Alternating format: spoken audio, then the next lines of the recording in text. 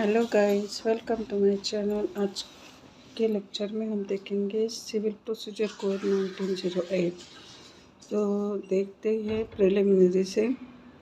Section 1 short title, commencement and extent.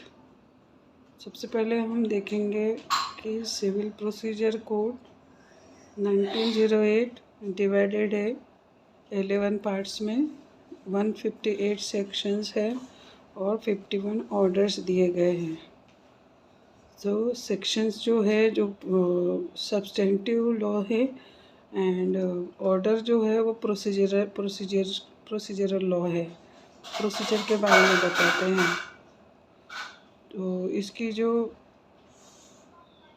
Amendment हुआ था 1999 और 2002 में, वो हुआ था रिकमेंडेड बाय जस्टिस मेलिमिथ कमेटी। और जो सीपीसी है वो प्रोसीजरल लॉ है और पर्सपेक्टिव इन नेचर है। मतलब जिस दिन से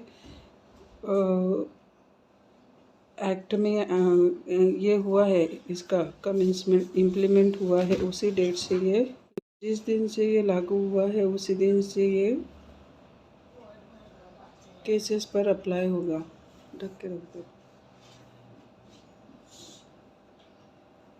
उसके बैक डेट से लागू नहीं होगा। वो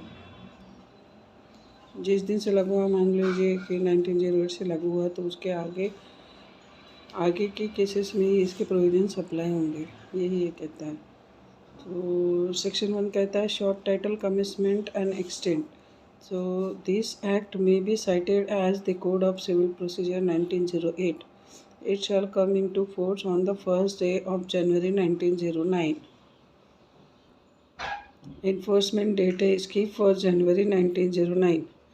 और जो 1999 और 2002 में जो अमेंडमेंट हुआ था, उसकी इन्फोर्समेंट डेट है इसकी 1 जुलाई 2002। सीपीसी किस पे लागू होता है, तो ये कहा है 2019 के जम्मू एंड कश्मीर के रीऑर्गेनाइजेशन एक्ट के बाद में ये होता है, होल ऑफ इंडिया पे लागू होता है। It extend to whole of India except a clause को हटा दिया है अभी। तो बी क्लॉज अभी भी इसका बी क्लॉज जो है, जो state of Nagaland and the tribal areas है, ये अभी भी इस पर सीपीसी लागू नहीं होता है, अप्लीकेबल नहीं है। प्रोवाइडेड दैट, प्रोविजन बताता है कि provided that the state government concern में by notification in the official gazette extend the provisions of this code. तो ये स्टेट गवर्नमेंट के ऊपर डिस्क्रिशनरी है कि स्टेट गवर्नमेंट अगर चाहे तो सीपीसी के प्रोविजंस इस एरियाज पर लागू हो सकते हैं।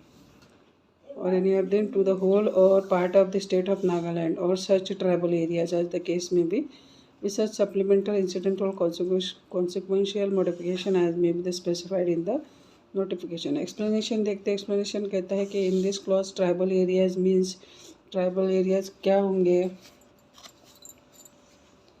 तो tribal areas means the territories which immediately before the 21st day of January 1972 were included in the tribal areas of Assam as referred to in paragraph 20 of the 6th schedule of the Constitution.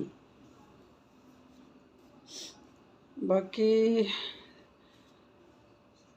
Section 1 का sub clause 4 कहता है in relation to the Aminidivi island and the east Godavari, west Godavari and Visakhapatnam agencies in the state of Andhra Pradesh and the union territory of Lakshadweep. The application of this code shall be without prejudice to the application of any rule or regulation for the time being in force in such island agencies or such union territory as the case may be relating to the application of the code.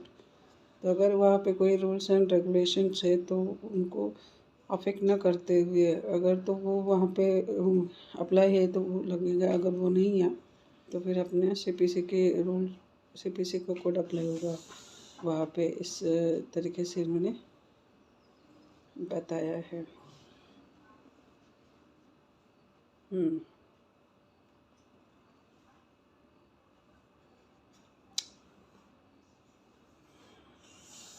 तो section जो है अपने यहाँ पे CPC में दिए 158 sections है और 51 ऑर्डर्स है, एक शेड्यूल 1 शेड्यूल है।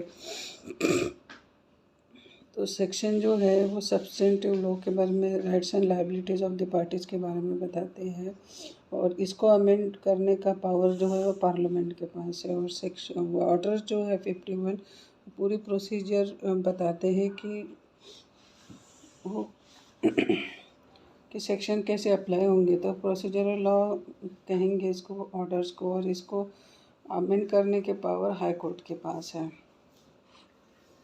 तो CPC is a complete code, means it's exhaustive है, अपने आप में एक परिपूर्ण कोड है, इसको किसी और एक्ट की रिक्वायरमेंट नहीं होती है। तो इसीलिए CPC is a exhaustive law. means complete code. Civil procedure code is a complete code itself. Once proceeding are initiated thereunder, rights and remedies have to be looked into. All other manners and or procedure are impliedly prohibited. तो इस तरह हमने देखा section 1 of the civil procedure code. Next lecture में देखेंगे section 2। तो अगर video पसंद आता है तो वीडियो को लाइक कीजिए और चैनल को सब्सक्राइब कीजिए। Thanks for watching my video.